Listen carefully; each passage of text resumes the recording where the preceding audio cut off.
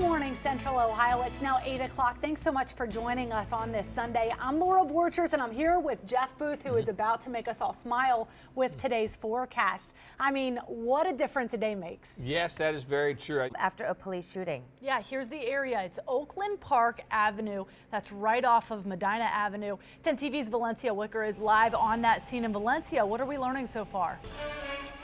10 TV News at 6:30 begins with breaking news. A police officer shot during an overnight SWAT standoff. It happened in North Columbus. The badly wounded officer was originally called to California Avenue near North High Street right around midnight. That's where we find 10 TV's Bryant Somerville with more on this hours-long ordeal. And Bryant, are you seeing smoke? We're hearing about a fire as well.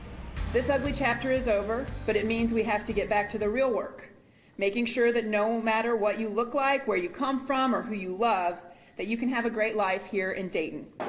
And today, the streets of Dayton may be a little less crowded than they were before. Yesterday, a small march was held by a group from Indiana affiliated with the KKK. 20 members of the group, calling themselves the Honorable Sacred Knights, were expected to show up. Only 9 actually did. As for the counter-protesters, they showed up in the hundreds. City officials and community leaders organized rallies of their own for this day. They began preparations months ago when the hate group got their permit. As the people of Dayton marched for love over hate, some say it's made their community feel united. They brought people together. They thought they might be tearing us apart, but we're more together because of it. People from outside that want to spread hate in a town that has the love to give, it's not a place for them. And to make sure everyone was safe, the city ended up spending about $650,000 on things like barriers and extra law enforcement. It worked. There were no problems, and city leaders say they do not regret spending that money. The group that showed up in Dayton were not even from Ohio. They arrived from Madison, Indiana. However, there are about 36 hate groups in the state of Ohio, and Central Ohio houses 3 of them. 2 of those groups are against the LGBTQ community, and 1 is affiliated with the Ku Klux Klan. September is Baby Safety Month. Another important one. So the experts say now is the time to double check your cars to make sure it's baby protected. Car seats, mirrors, shades, all of these things help keep your little one safe during car trips. Now on 10, a school shooting leads to a good deed in West Liberty. The 16-year-old boy who was shot at school is now giving back to his community. Logan Cole says their support was important to his recovery. On January 20th, Logan was shot in a West Liberty Salem High School bathroom. He spent time in the hospital. Now he is out, but he still feels the effects of the shooting. Hundreds of people gave Logan donations, but he's not keeping all of the money. 10 TV's Valencia Wicker was there when Logan announced a special donation to the school. Now in Crime Tracker 10 this morning, terrifying video shows a man with a gun rushing into a check cashing store and demanding money.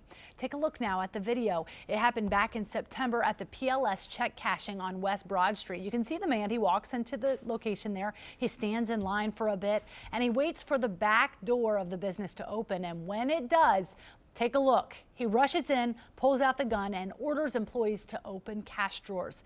He got away with cash. No one was injured. The message tonight: if you drive hammered, you'll get nailed, and it's all in the name of road safety. 10 TV's Bryant Somerville hopped into the passenger seat of a cruiser to show you the push that's underway now. And Laura, how often do people do this? Stay cool, stay safe. Thanks so much for joining us today. Have a good one.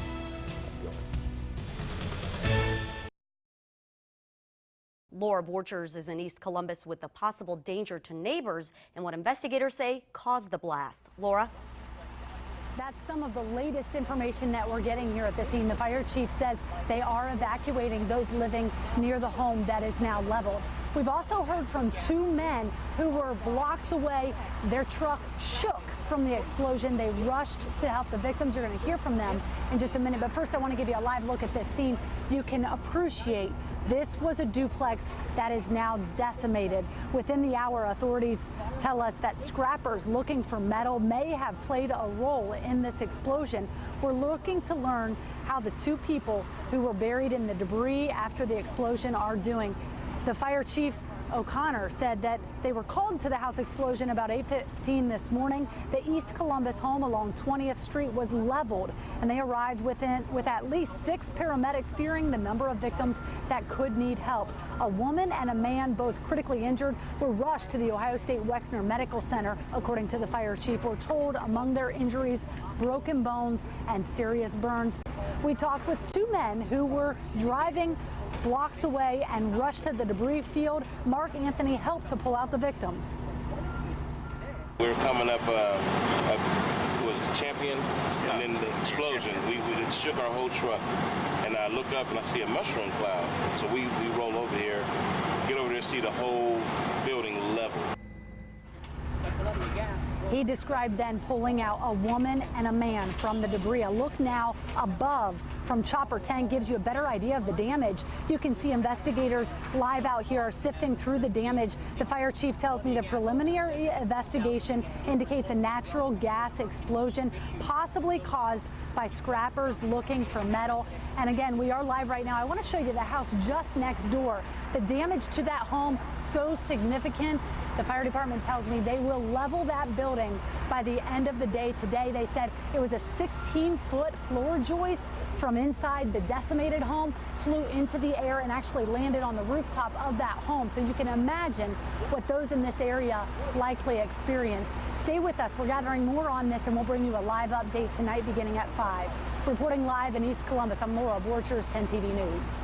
And Laura, we saw that snow falling hard and fast, and so no wonder schools are making the safe decision this morning.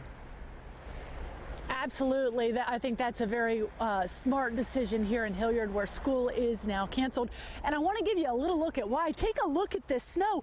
This is just this morning. We've seen so much of it, and I want to give you an idea of the texture. At first handful, it's maybe not the kind that you want to build a snowman with, but give it a little time and that may change. What it does do is it packs underneath your foot. So as you step, it's not that slushy kind that will sink down to the pavement. This is the kind you'll stand up on top of a little bit. I want to give you a look also at conditions on the roadway right now, specifically right here on 270.